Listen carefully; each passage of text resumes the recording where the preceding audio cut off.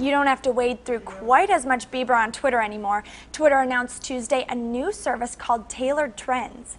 Tailored Trends filters emerging and trending topics based on user-defined location and on other Twitter users you already follow. You can opt out at any time, or you can select locations other than your own to see what's happening around the world. TechCrunch says this could make trending topics a bit more interesting and useful. While the trending topics list was always a rather interesting feature to look at, it's probably not much of a stretch to say that it wasn't a very useful feature to most users.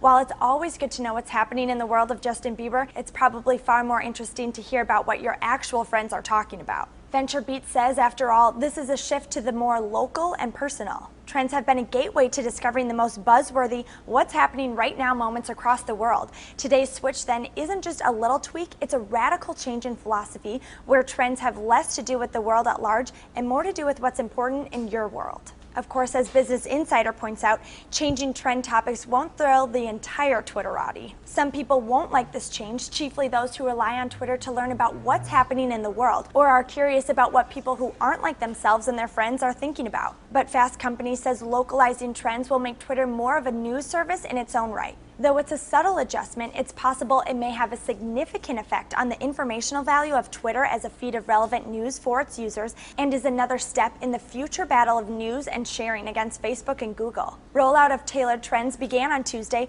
Twitter says the process will gradually make it to all of its users. For Newsy, I'm Emily Allen. Multiple sources, the real story.